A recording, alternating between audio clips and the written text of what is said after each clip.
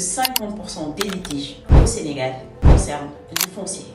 Et pourtant, éviter ces problèmes est bien plus simple que vous ne le pensez. Dans cette vidéo, je vous donne les erreurs fatales à éviter pour que votre projet de construction ne se transforme pas en galère interminable.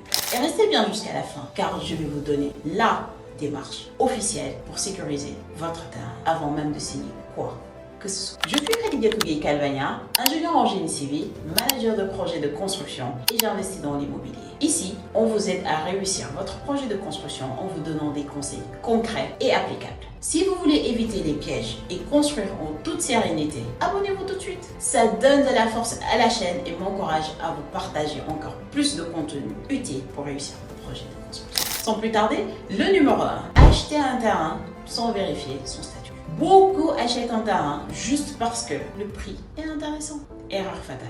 Avant même de parler d'argent, vous devez demander l'extrait du plan cadastral et les documents prouvant la propriété. Où les obtenir?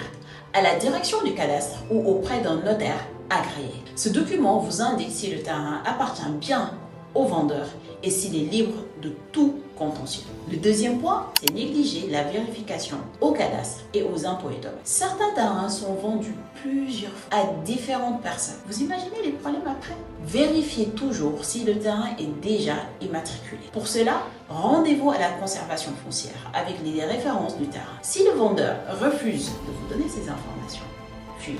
Ce qui nous amène au troisième point, c'est-à-dire croire sur parole un vendeur sans passer par un notaire. Un simple papier signé devant témoin, ce n'est pas un acte de vente. Une transaction foncière doit obligatoirement être passée par un notaire. Pourquoi?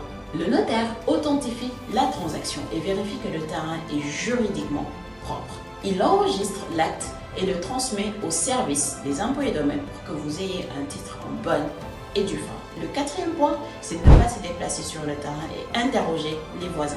Beaucoup de gens achètent leur terrain uniquement en voyant des plans et des papiers. Et après, surprise, ils découvrent que le terrain est contesté par le quartier ou qu'il sert d'espace public. Un ami a acheté un terrain et au moment de construire, les jeunes du quartier l'ont bloqué parce qu'ils y jouaient au foot depuis des années. Que faire? Déplacez-vous sur site avant d'acheter. Parlez aux voisins. Demandez si le terrain a déjà posé problème ou pas. Observez l'environnement. Y a-t-il des traces de conflit ou d'occupation temporaire? Ce qui nous amène au cinquième et dernier point. Négliger l'enregistrement et la mutation du terrain. Avoir un terrain acheté sans faire la mutation foncière, c'est comme acheter une voiture sans carte grise. Tant que la mutation n'est pas faite, le terrain ne vous appartient pas légalement. Une fois le terrain acheté, une fois le terrain validé chez le notaire, demandez l'immatriculation de votre terrain aux impôts et domaines. Si vous suivez ces étapes, vous diminuez drastiquement le risque de litige foncier et sécurisez votre investissement. Vous avez aimé cette vidéo? Laissez-moi un commentaire et partagez à ceux qui veulent construire au Sénégal. Et surtout, abonnez-vous pour ne rien rater des prochains conseils qui vous feront économiser temps et argent sur votre projet de construction. À très bientôt. Ciao!